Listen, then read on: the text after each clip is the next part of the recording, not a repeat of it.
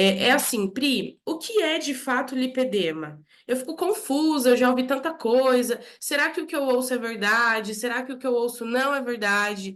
Então, a primeira coisa que você precisa entender é: o lipedema ele é uma doença crônica, ponto. É uma doença crônica. Pri, mas por que que é importante eu entender isso? Porque quando a gente fala de doença crônica, eu tô falando de algo que já tá ali há muito tempo. Não é uma coisa que começou da noite pro dia. Não é uma coisa assim, ah, eu peguei uma gripe. Não, não é. É uma coisa crônica, uma coisa inflamatória.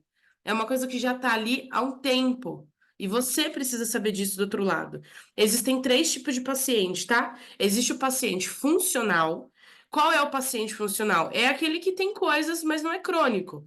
Ah, ele tem uma gripe, ele tem coisas pontuais, mas não é uma doença instalada que depende de anos para poder ter o diagnóstico.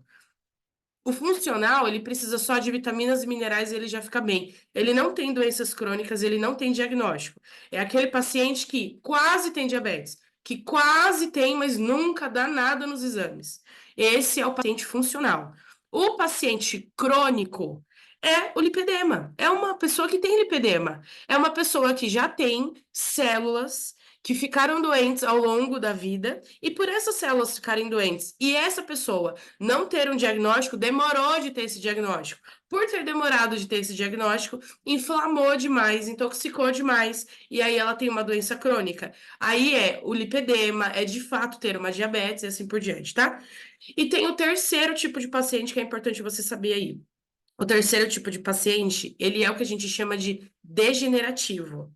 Pri, o que é? Ele é aquele que já fez uma cirurgia e arrancou algum órgão.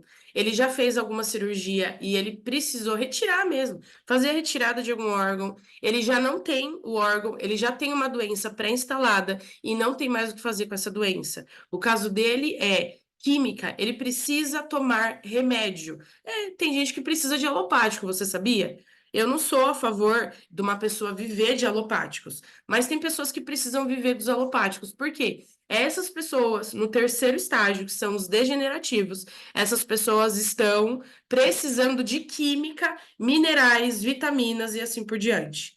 Então, olha só.